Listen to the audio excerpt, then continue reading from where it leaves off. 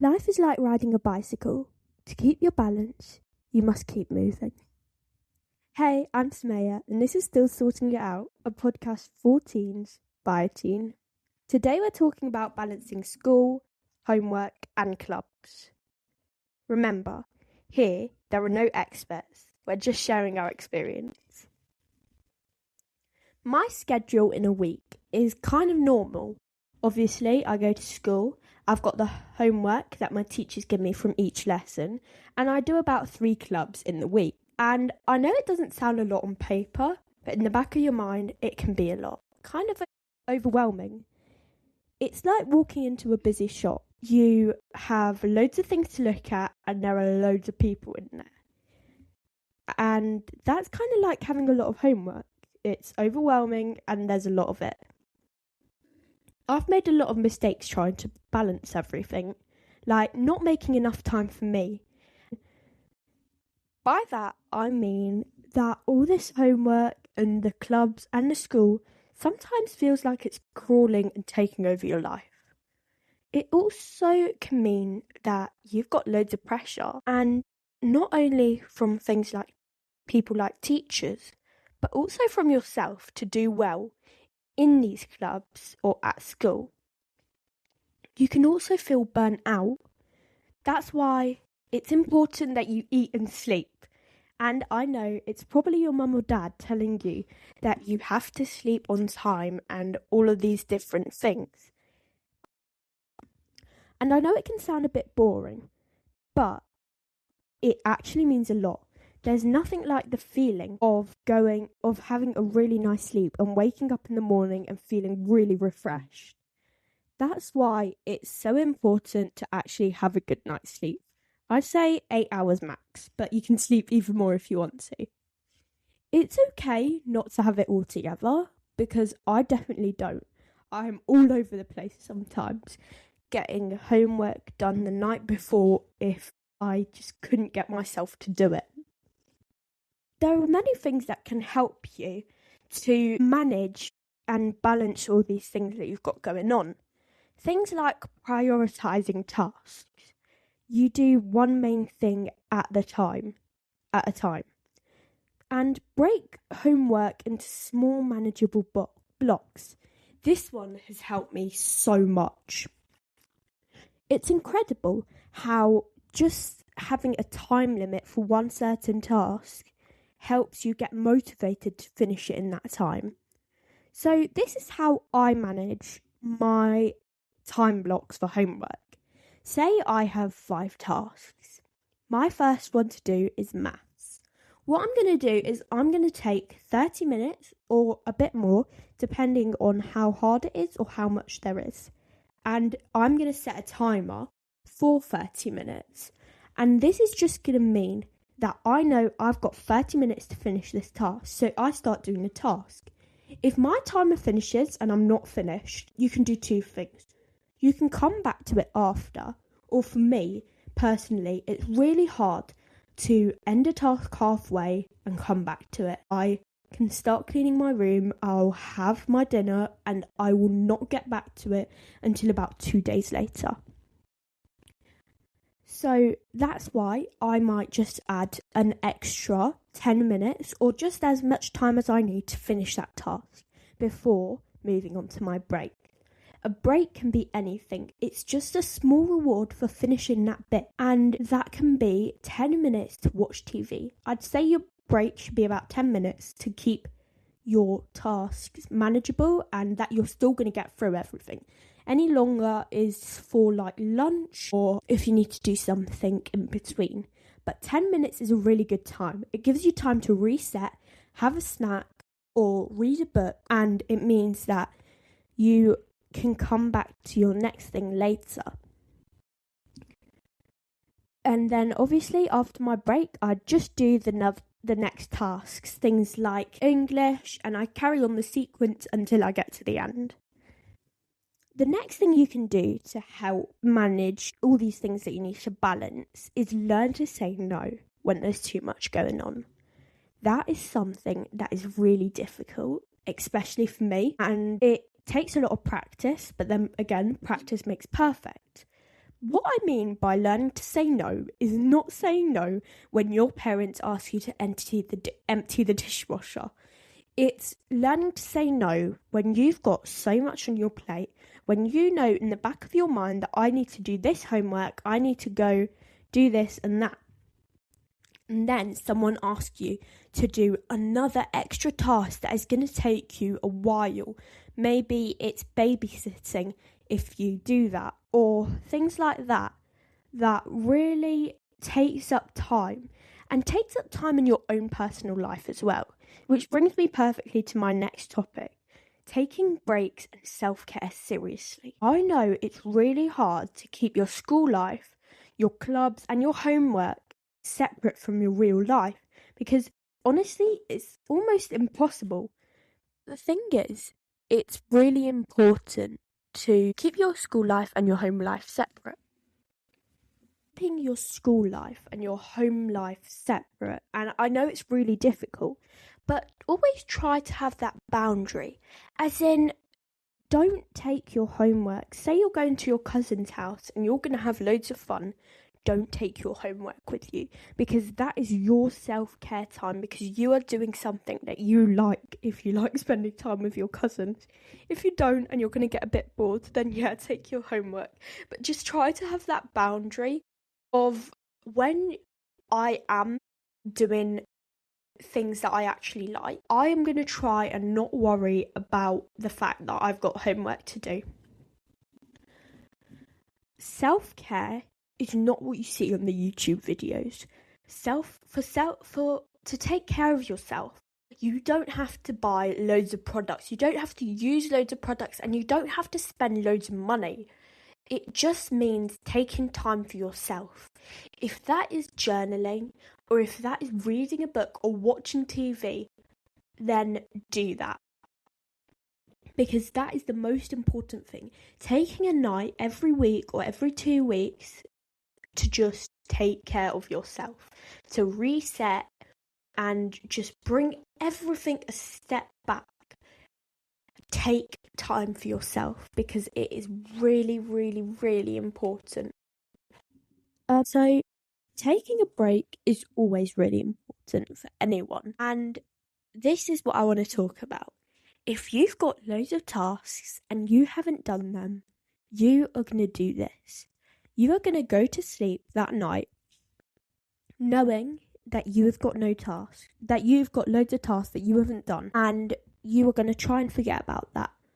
But you're going to plan tomorrow to be a productive day. And these are kind of fun, but kind of a bit annoying as well.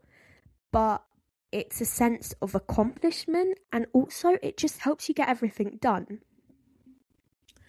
So a productive day for me on a weekend looks like going to bed. On a weekend, obviously we stay up a bit later. So I would go to bed probably at about 10 o'clock and that means that I'll probably be up at about 9. But for you, a productive day does not have to be waking up at 6 a.m. like you might do on a school day. Please do not wake up at 6 a.m. on a weekend, because you are just going to get so tired out. So wake up at, I'd say, 8 to 10. You don't want to sleep any later, if I'm being completely honest, because it will kind of mess up the schedule.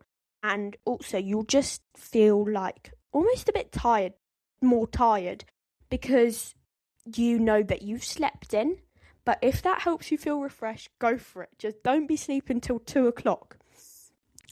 So once you've woken up, you are going to go and make yourself a healthy breakfast. People always say breakfast is the most important meal of the day, and honestly, I agree. It gets you started for the day. So once you have that healthy breakfast, whether that's eggs on toast or avocado or something like that, you are going to get ready. That means taking a shower, doing your skincare, getting changed, all of that. And once you do that, you complete your tasks. But that morning or that evening that you are going to bed, you are going to make a list of all the things you need to do. From homework to cleaning your room to going shopping, things like that. And once you do that, You are going to organise it from least important to most important. Most important, you're going to try and do that in the start of your day. And when you're making that list, you want to put how long you think you'll need for each task. So you'll put all of that. Then you want to time block it. You can use notes, you can use a piece of paper, whatever you like. But you're just going to put, say, wake up at 10 a.m. and do all these other things. And once you do that, it's going to really help plan out your day. When you are planning out your day, you want to take time for yourself as well. And I know I've been saying that like a lot, but taking time for yourself is actually really important, like I've said like 1,000 times. But in that productive day, you're going to be doing so many tasks that your brain is going to get overwhelmed and tired. And so what you want to do is you're going to plan out all your tasks, then you're going to make like slots and kind of change around the times a bit. So when you are moving around these times, you are going to want to put like half an hour for your relaxing time, phone time, TV time. You are going to put in your workout time or time to read a book or time to play with your siblings, things like that, to have a productive day, but also have a nice day where you go to sleep thinking this was a really good day. You go to sleep telling yourself tomorrow is going to be a really good day. So tell yourself that. And then when you wake up, tell yourself today is going to be a really good day. And tell yourself that continuously at points through the day. And your brain is going to try and make things happen that is going to make it be a really good day. And you are going to try and make things happen to make it a good day. And one thing that's really helped me balance everything is planning and journaling. If you get a planner, and it doesn't have to be expensive, you can just get an old notebook lying around. And when you get that planner, I want you to put in your main events, but also your homework and things like that. And that planner is just for your daytime, just for things that you are doing during the day. But a journal, people get mixed up. A journal is completely different. I've recently started journaling and I feel like it really helps get your mind off of things. You can do things in your journal like brain dumps, like cool quotes. And a brain dump is just when you write everything that you're feeling in your brain. And when you start journaling, you can write down the things that you're thinking. So recently I think I've journaled about things like books I've read or music I like, and it helps lift up your mood. But one thing I really want to add to my journal is things I'm grateful for. And I've seen people do it where they do this highlighted page thing and they number it and they do it every night. And it makes you think that actually there are so many things that I should be grateful for. And even though you're balancing all this homework and all these clubs, actually there are things like my parents that some people don't have. Even though you are balancing your homework, your clubs, your school, and it can feel really overwhelming, just taking 5 minutes to journal, thinking about the one thing that the happiest moment of the day or the best thing that happened today, or again, things that you are grateful for, can help take a load off and really make you think, hang on, I did have a bad day, but there was still a happy moment. There was still one point in the day where I actually felt happy. And that is when you are going to really connect to your journal in a way that, like, it's just speaking to yourself. And that's the thing I do a lot. I just speak to myself, blurt everything out, and get all my feelings out there. And that is something you can do. And it helps not contain everything inside of you. Especially things like balancing your homework, your school, and your clubs. I come home every day and I just talk to myself about my day. I'm like, oh my god, this teacher was so annoying, or hang on, this was actually really fun today. And it's almost like journaling, but out loud, actually moving your mouth. And that can really help sometimes. if you're a bit lazy like me, and sometimes I just cannot be asked to journal. And that's why I've only just started, actually. I've always tried, but never ended up working. So that is my New Year's resolution. But I will always speak to myself. So at the start of this podcast, I said a quote that I actually found online, and it just related to this episode perfectly, by Albert Einstein. Life is like riding a bicycle. To keep your balance, you must keep moving.